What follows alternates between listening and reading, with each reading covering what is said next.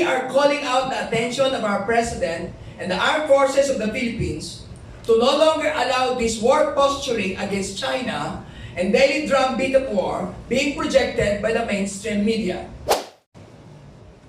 The nationally concerned Filipino Christian leaders and citizens, an open letter to the President of the Republic of the Philippines, Mr. Ferdinand Romualdez Marcos Jr. We love the Philippines. China is our friend. US is our friend. We want a friendly relationship with our neighboring countries. We have no enemies. We don't want war. We say no to civil war. We say no to proxy war. We say no to the Third World War. We, the nationally concerned Filipino Christian leaders and citizens, stand united today to voice out our grave concern and refusal to the disastrous civil war nor a proxy war that is brewing at hand. We are calling out the attention of our President and the armed forces of the Philippines to no longer allow this war posturing against China and daily drumbeat of war being projected by the mainstream media. China is our legitimate, longtime friend, our trade partner from time immemorial. That's immemorial. We believe China is not our enemy and does not want war at all with us. We ask the President to please keep open the line of diplomatic communication and stop the narrative that China is bullying us and Filipinos want to go to war.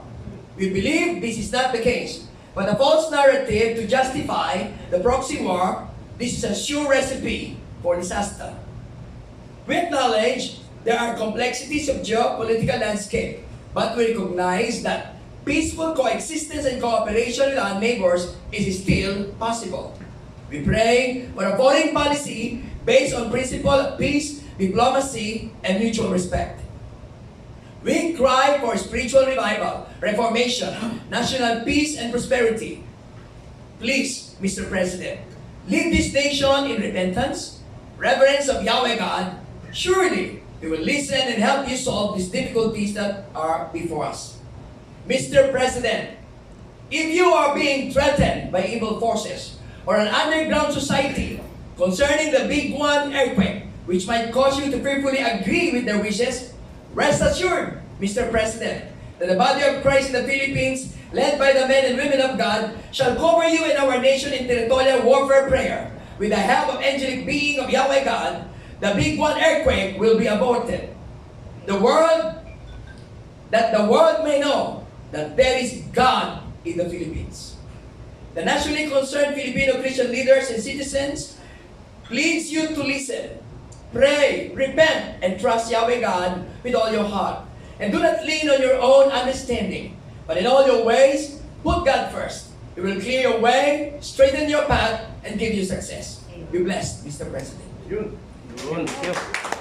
Palakpakan po natin ang malinaw na panawagan ng mga Christian ministers, evangelical leaders representing independent Christian churches and ministries in the Philippines sa kay Pangulong Marcos Jr. No to war.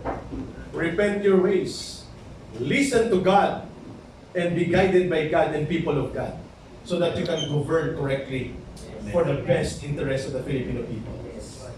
At nilinaw nila, ang Amerika hindi kalaban. Ang China hindi rin. Wala tayong dapat kalaban. Sapagkat hindi po daan ng mabuting pamamahala ang paghahanap ng digmaan. Kapayapaan po ang daan ng matuwid na pamamahala. Sapagkat ang kapayapaan po ang siyang mensahe nitong mga kasama natin. So very clear po yung message na yon.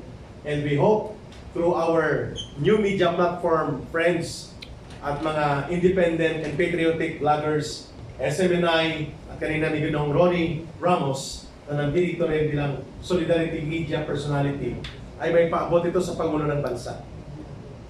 The Church of God and the God's people are speaking to you in behalf of the Filipino people. Sapagkat ang pagkapangulo po ninyo, Pangulong Marcos Jr., ang kapangyarihan ninyo ay temporaryo. Inihiram yan sa mamamayang Pilipino. At ngayon, natutuwa po tayo at nandito po ang mga advocates for truth and justice in their lives, si Sandra Kang. Thank you for coming, Ma'am Sandra. Please join us. Thanks. Isa po siya sa mga namuno noon to reveal the truth about corruption in the government. At wala po siyang nire-represent na politiko dito. She's representing herself in solidarity to your call that there must be good governance, Christ-centered government, and Christ-centered nation. Because you are our guide and we will stand by you with our people. Yun dapat na mapakinggan ni Pangulong Marcos Jr.